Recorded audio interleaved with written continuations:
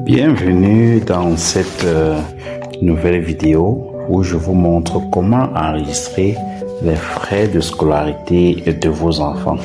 Alors, supposons que vos étudiants ou vos élèves ont versé leur pension à la banque et sont revenus vers vous, n'est-ce pas, pour la comptabilisation ou l'enregistrement, n'est-ce pas, de leurs frais de scolarité.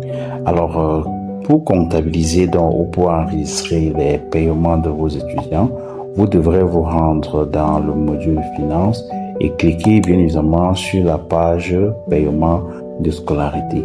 Alors, comme vous pouvez voir ici, le logiciel nous laisse comprendre que nous avons au total 10 élèves avec ce mois 0 paiement, 0 montant au total et pour type de frais 0.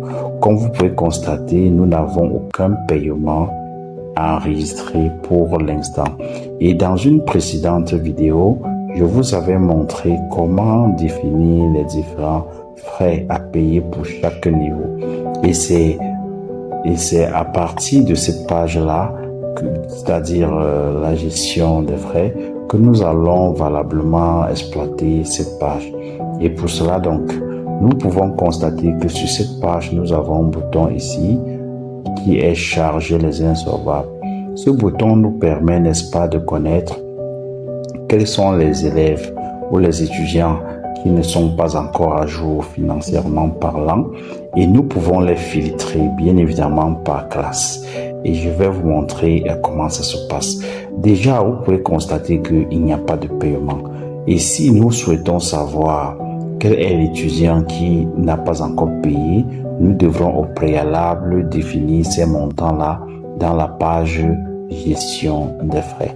Alors, sur cette page paiement de scolarité, je vais cliquer ici pour voir, n'est-ce pas, les élèves qui n'ont pas encore payé. Alors, pour cela, je clique ici. Alors, vous pouvez constater avec moi que nous avons 3 élèves ici, dont le montant dû est de 20 000, puisque dans une précédente vidéo et pour la classe de 6e, nous avons défini, n'est-ce pas, la pension à payer qui était de 20 000 francs. C'est pour ça que vous pouvez constater ici que le total dû est de 20 000, le total payé est de 0 francs et bien évidemment, le restant à payer est toujours de 20 000. Vous pouvez filtrer par classe, comme vous voyez. Je peux choisir la 4e, je peux choisir la seconde, je peux choisir from one si vous êtes dans un système anglophone. Je peux choisir n'importe quelle classe et puis je clique juste sur filtre. Vous voyez que ici, quand je mets la 4e, je filtre, on me dit aucun élève, n'est-ce pas, pour cette année. Si je choisis maintenant la 6e, je clique encore sur filtre. Vous allez voir que c'est facile de filtrer les étudiants insolvables en fonction de leur niveau.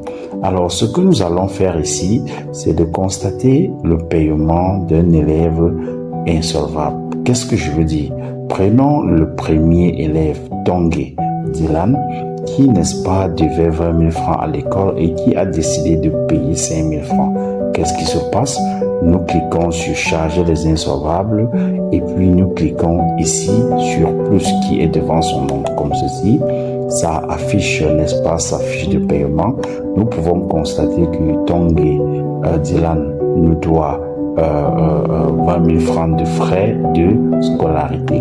Et si c'est ce montant-là qui veut payer, alors nous cliquons juste sur payer.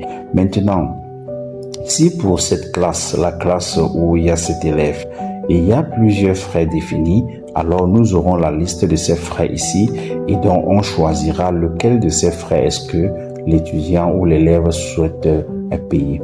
Donc, dans notre exemple, nous allons juste cliquer devant payer. Et quand vous cliquez, n'est-ce pas, sur ce bouton payer, vous pouvez constater que le montant à payer se charge par défaut dans ce champ. Maintenant, nous supposons que l'étudiant ne souhaite pas payer la totalité de ces 20 000, il souhaite juste payer peut-être 7 000 francs et pour cela, je viens modifier ce champ, je mets 7 000 francs comme ceci. Est-ce que l'étudiant ou l'élève nous a donné l'argent en cash? C'est-à-dire, est-ce que l'étudiant a versé cette somme-là dans la caisse de l'établissement ou dans la banque de l'établissement. Je dois donc cliquer ici sur ce bouton déroulant, choisir la espèce s'il l'a versé, n'est-ce pas, dans la caisse de l'établissement, ou tout simplement cliquer choisir virement s'il a, n'est-ce pas, viré ou versé dans le compte banque de l'établissement. Alors, une fois donc j'ai choisi ceci, le mode de paiement là, il y a statut. Qu'est-ce que je vais faire? Je clique sur statut, je clique sur ce champ et je choisis valide. Et une fois donc j'ai renseigné ce champ, je clique directement sur enregistrer un paiement. Alors quand je clique donc sur enregistrer un paiement, vous pouvez constater ici que mon paiement a été ajouté avec succès. Et par conséquent, donc, nous pouvons voir dans la liste des paiements que l'étudiant Tongué Dylan a payé 7 000 francs.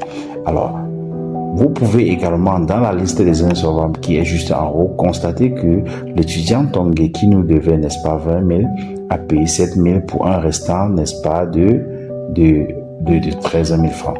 Vous pouvez cliquer sur ce bouton œil, n'est-ce pas, pour voir l'état de scolarité d'étudiant Dylan, et vous avez également la possibilité d'imprimer, n'est-ce pas, les reçus de ce monsieur. Il suffit tout simplement de cliquer sur reçu et bien évidemment le reçu de l'étudiant Tongué va s'afficher comme ceci avec un QR code, n'est-ce pas, qui protège et qui rassure de la véracité ou de l'authenticité, n'est-ce pas, de ce document.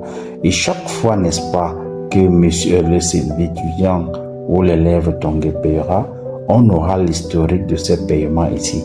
Donc, on peut voir sur le reçu que Tongué va recevoir, il verra qu'il a payé 7 000 francs à la date d'aujourd'hui pour un montant total et un montant restant de 13 000.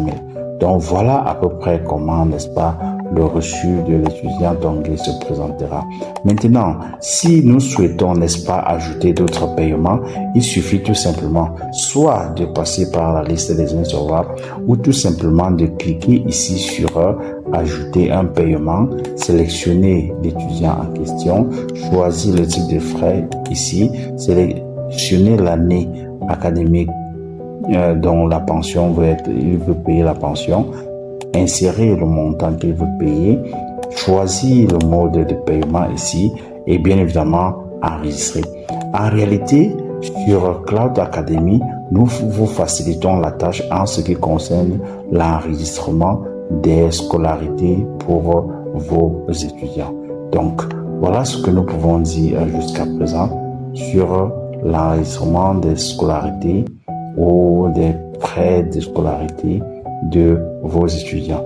Vous avez également la possibilité de prévisualiser en PDF, n'est-ce pas, la liste de tous les étudiants qui jusqu'à présent ont déjà payé, bien évidemment avec leur matricule, les frais qu'ils ont payés et bien d'autres. Alors, merci pour avoir regardé cette autre vidéo et n'oubliez pas que nous sommes disponibles 24 heures sur 24 pour vous répondre et vous apporter des éléments de soutien pour vos différentes difficultés. Merci et à la prochaine pour une nouvelle vidéo.